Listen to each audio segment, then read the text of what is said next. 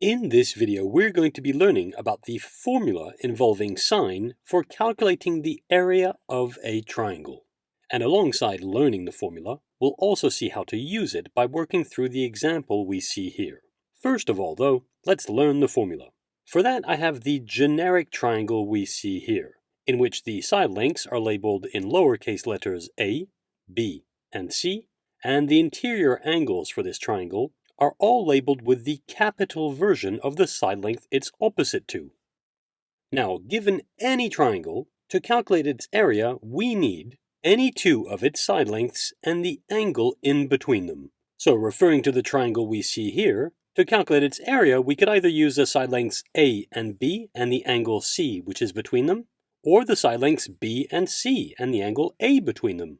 And last but not least, we could also calculate its area with the side lengths A and C and the angle B that's between them. And for the formula that I'm about to write, the side lengths you'll usually see used are A and B.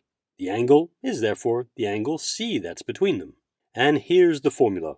The area of a triangle is equal to 1/2, or 1/2, times A times B times sine of the angle C.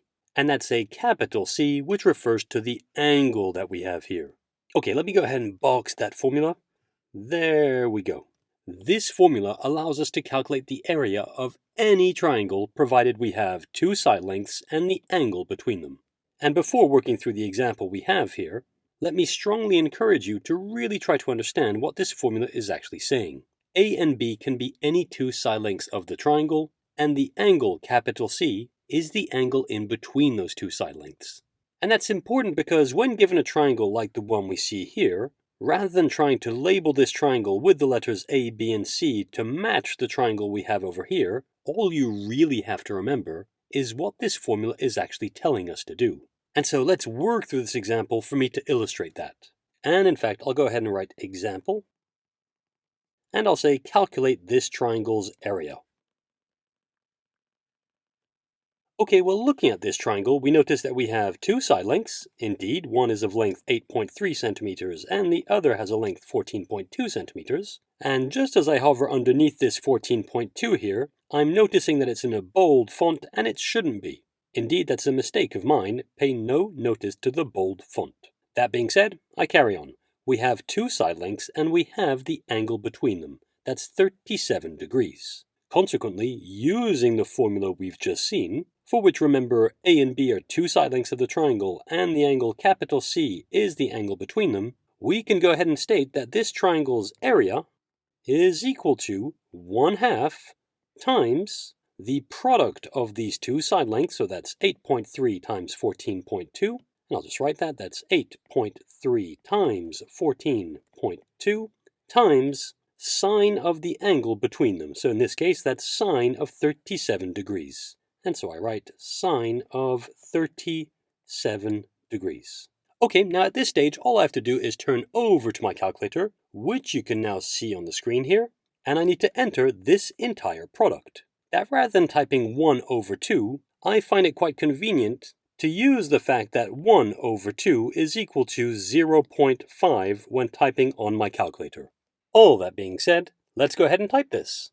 So that's 0.5 times 8.3 times 14.2 times sine of 37.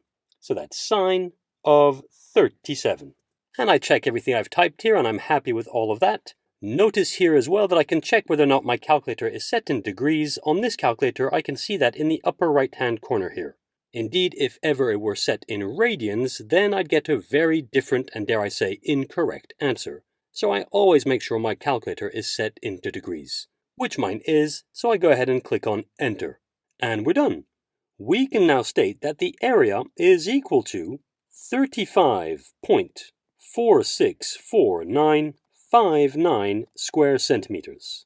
Now, for all practical purposes, we don't need to go this far into the decimals, and so I'll round this answer to 3 significant figures, for which I look at the fourth significant figure, which is a 6, which is greater than or equal to 5, which tells me that I round the third significant figure, which is 4 here, upwards to a 5. And so I'll state my final answer as the area is equal to 35.5 square centimeters. And I'll specify in parentheses here that I rounded to 3 significant figures.